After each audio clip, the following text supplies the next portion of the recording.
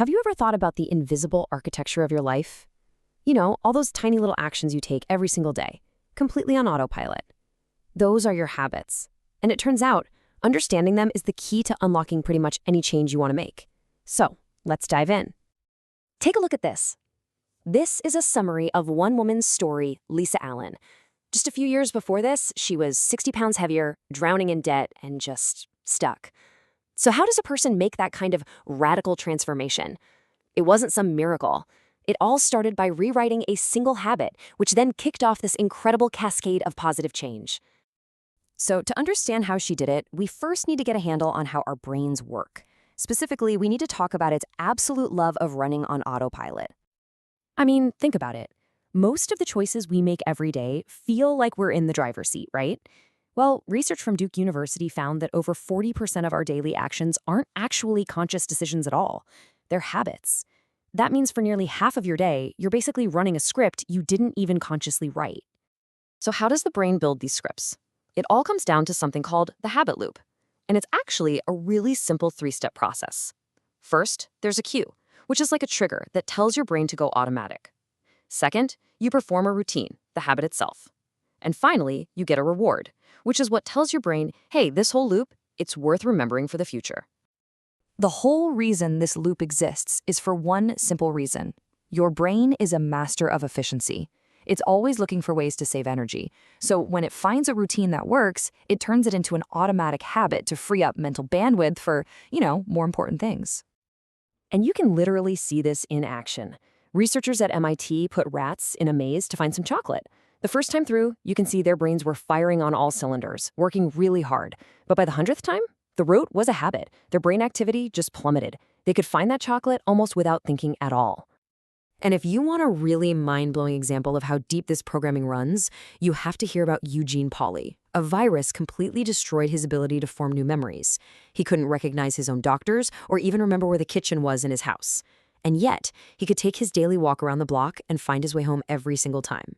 His case was incredible proof that habits live in a totally different, more primitive part of our brain, completely separate from our conscious memory. So, now we know what habits are and where they live in the brain. Let's get to the really exciting part.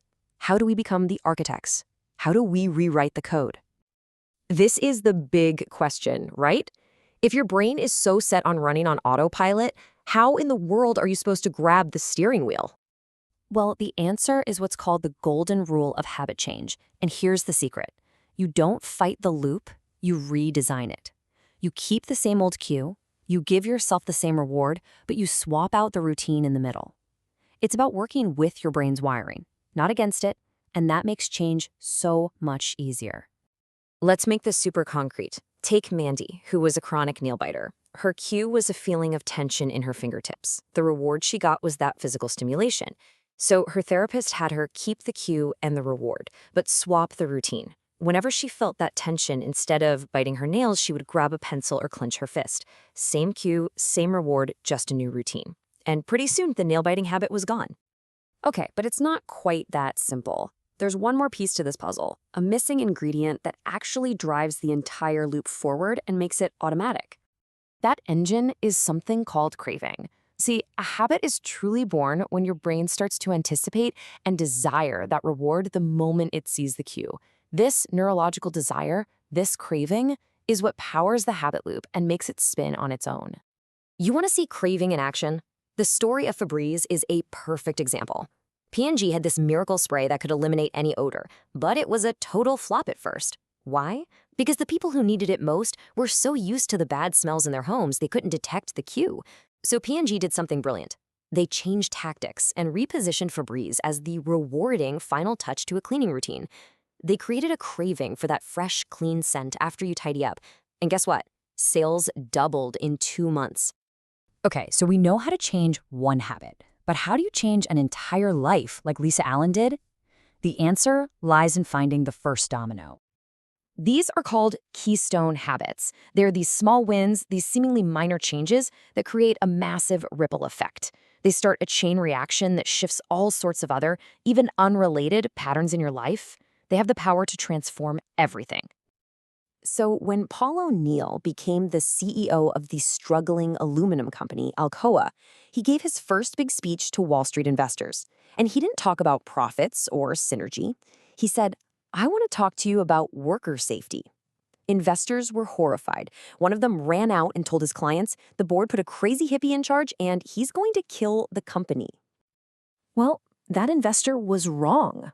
Dead wrong. Under O'Neill's leadership, Alcoa's stock price soared by over 200%. How? Because O'Neill had identified the ultimate keystone habit for his company. See, O'Neill's focus on safety was secretly a focus on excellence. To improve safety, managers had to understand why accidents were happening. This forced them to streamline the manufacturing process, improve communication from the factory floor to the boardroom, and basically overhaul everything. That single keystone habit transformed Alcoa's entire culture, and that's what made it so wildly profitable. And this isn't just for giant corporations. It works for us, too. Studies show that for many people, exercise is a classic keystone habit. When people start exercising regularly, they also, almost unconsciously, start eating better and become more productive at work. One keystone habit creates the structure for other good habits to flourish. Okay, so you've identified the loop, you've swapped the routine, and maybe you've even found a powerful keystone habit. But there's one more piece to this puzzle. The final crucial ingredient you need to make sure that change actually survives when life gets tough. And that final ingredient is belief. Because when we get stressed or overwhelmed, our old bad habits tend to roar back to life. But being part of a group, a community, reinforces the belief that change is actually possible. This communal belief gives us the strength to stick with that new routine when we need it the most. So let's put it all together. Here's your framework for change. First, identify the routine you want to change. Then, experiment with different rewards to figure out what you're really craving. Isolate the cue that triggers it, and then have a clear plan for your new routine. And, this is key, find a community to help you believe in it. The science is crystal clear on this. Habits can be ignored, they can be changed, or they can be replaced. They are not destiny.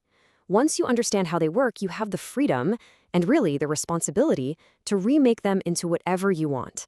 So the only real question left is, which one are you going to start with?